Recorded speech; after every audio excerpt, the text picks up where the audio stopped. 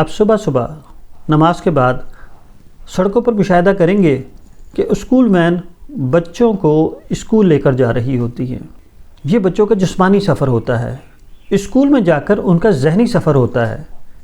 Driver ہوں یا اساتذہ، حقیقت میں دونوں ہی طلباء کے خدمت گزار ہوتے ہیں، لیکن ہم دیکھتے ہیں کہ معاشرے کے اندر، بلکہ ہر معاشرے کے اندر استاد کا مقام بہت بلند ہوتا ہے۔ اس کی وجہ یہ ہے کہ ذہنی ترقی جو ہے وہ مادی ترقی سے کہیں زیادہ اہم ہوتی ہے، اس لیے استاد کا مقام جو ہے وہ بہت بلند ہوتا ہے، کیونکہ سب سے پہلے فکر و خیال میں عروج آتا ہے، اس کے بعد تہذیب و تمدن میں نکھار آتا ہے، اول شعور و آگہی کی روشنی چمکتی ہے، پھر انسانی تمدن میں اجالا ہوتا ہے۔ ایسا کوئی بھی ملک جس کے شہری ذہنی طور پر پسماندہ ہوں، وہاں پر امن نہیں ہوتا، اور جہاں امن نہ ہو وہاں ترقی نہیں ہوتی۔ امن کی زمین آپ کو تخلیقی صلاحیتوں کی آبیاری کے مواقع فراہم کرتی ہے۔ امن ایک ایسی چھاؤں ہے جس کے نیچے آپ ہر طرح کے مواقع پاتے ہیں، اپنی سرگرمیوں کو جاری رکھنے کے، اپنی صلاحیتوں میں نکھار لانے کے، اپنی تخلیقی قوتوں کو پالش کرنے کے۔ مزید یہ کہ ذہنی ترقی جو ہے وہ خود رو پودے کی طرح نہیں ہوتی جو خود بخود اگاتا ہے، یہ تو محنت کر کے، جد و جہد کر کے، تگدو کر کے حاصل کرنی پڑتی ہے۔ اس کے لیے مسلسل محنت کرنی پڑتی ہے۔ آپ بٹن دباتے ہیں، بلب روشن ہو جاتا ہے، لیکن عقل کو فروغ دینے والا، دانش کو پالش کرنے والا، شعور و آگہی کو تیز کرنے والا ایسا کوئی بٹن ایجاد نہیں ہوا جسے دبائیں تو ہمارے دماغ کے بلب روشن ہو جائیں اور ہم دانشوروں میں شمار ہونے لگیں۔ اپنی ذہنی صلاحیت میں اضافہ کرنے کے لیے صرف ایک چیز کی ضرورت ہے، وہ ہے سیکھنے کی لگن، یعنی لرننگ اسکل آپ کے اندر ہونی چاہیے۔ اور لرننگ اسکل کے لیے یہ ضروری ہے کہ آپ کے اندر عجز ہو، انکساری ہو۔ آپ کے اندر اگر انکساری ہے تو آپ اساتذہ سے کسب فیض کر سکتے ہیں۔ آپ اپنے آپ کو کم علم تصور کرتے ہوئے اچھی اچھی کتابیں پڑھ سکتے ہیں، لیکن کتابوں کے حوالے سے یہ ضرور پیش نظر رکھیں، ہر کتاب اچھی کتاب نہیں ہوتی۔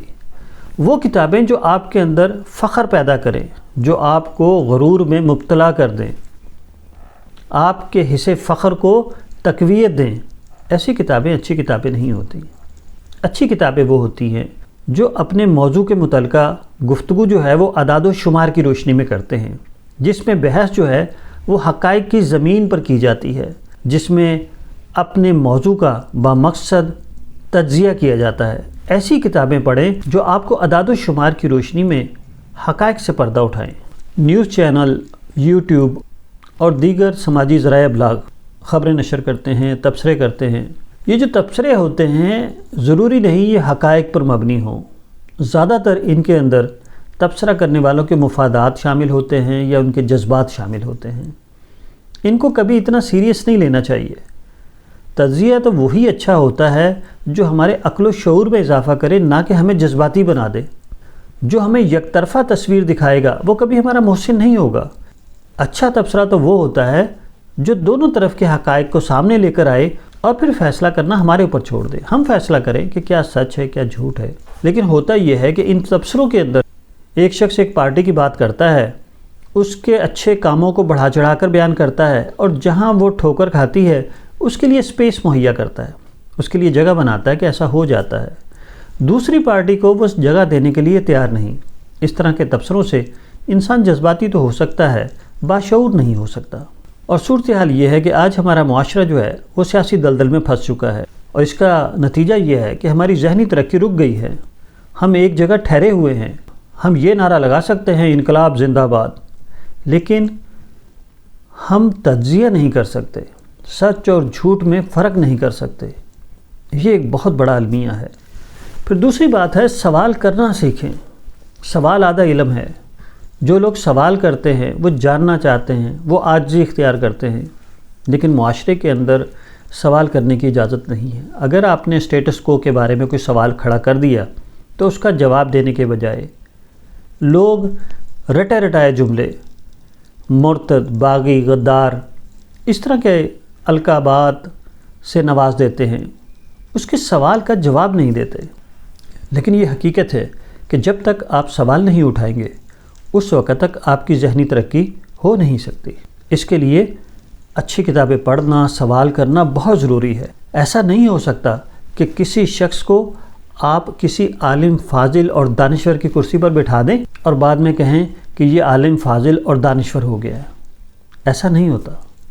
یہ تو ممکن ہے کہ راستے میں پڑے آپ کو ہیرے لال مل جائیں، لیکن یہ ممکن نہیں ہے کہ حکمت و دانائی کے سچے موتی کبھی راہ میں پڑے مل جائیں، کبھی سر بازار بکتے مل جائیں۔ ایک آدمی لاہور ایئرپورٹ سے بیٹھا اور وہ کسی ترقی یافتہ ملک میں جا کر اتر گیا۔ جہاز کی بلندی اس کے ذہن کو بلند نہیں کرے گی۔ ایک جگہ سے دوسری جگہ جانا اس کی ذہنی ترقی کا باعث نہیں بنے گا، اور یہ کہنا بھی برمحل ہوگا کہ کسی دور دراز دیہات میں رہنے والا ضروری نہیں گنوار ہو سکتا ہے اس نے صوفیہ اکرام کے اچھے شعراء کے کلام سنے ہوں اور اس کے بعد اتنی بصیرت اس کے اندر پیدا ہو گئی ہو کہ ہم اسے صاحب حکمت کہہ سکتے ہیں۔ انسانی فضیلت کا معیار علم و عمل اور قول و فعل ہے۔ کسی کے پینٹ شرٹ پہننے سے کوئی بندہ عالم اور افضل نہیں ہو جاتا، کسی کے دھوتی باندھنے سے کوئی بندہ جاہل نہیں ہو جاتا۔ شرف کا معیار علم و عمل ہے۔ بات شروع ہوئی تھی بچوں کے اسکول کے سفر سے کہ وہ ان کا ایک جسمانی سفر ہے اور اسکول کے اندر ان کا ایک ذہنی سفر شروع ہوتا ہے۔ اسکول میں جو تعلیم دی جاتی ہے اگر وہ صرف مادی تعلیم ہے، وہ صرف نوکری کے لیے ہے، وہ صرف پیسے اور کاروبار کے لیے ہے، تو یہ بہت معمولی تعلیم ہے۔ مادی ضروریات کو پورا کرنا بھی ضروری ہے، لیکن مادی ضروریات سب کچھ نہیں ہوتی۔ اگر صرف ہم اپنی مادی ضروریات کو دیکھیں اور صرف روٹی کے بارے میں سوچیں تو یہ تو ہمیں حیوان کی سطح پر لے جائے گی۔ حیوان بھی اسی طرح سوچتا ہے، لیکن انسان جو ہے وہ عقل و شعور رکھتا ہے، اور عقل و شعور کا تقاضا یہ ہے کہ اس کے اندر یہ لگن ہو کہ وہ اپنی ذہنی ارتقاء کو ترقی دے گا، وہ انٹلیکچول ڈیولپمنٹ کی ایکٹیویٹیز میں حصہ لے گا، وہ اپنی سوچنے سمجھنے کی صلاحیتوں کو فروغ دے گا، وہ حکمت و بصیرت کو حاصل کرنے کی کوشش کرے گا۔ اور جو شخص یہ کوشش کرتے ہیں جب وہ حاصل کر لیتے ہیں تو اس کا فائدہ یہ ہوتا ہے کہ وہ اپنے خالق کو پہچان لیتے ہیں اور خالق سے محبت کرتے ہیں۔ خالق سے محبت کا تقاضا یہ ہوتا ہے کہ وہ اس کی مخلوق کے ساتھ نرم خو اور نرم دل ہو جاتے ہیں، وہ اپنی زندگی ان کی خدمت کے لیے وقف کر دیتے ہیں۔ یہی ذہنی ترقی کا عروج ہے۔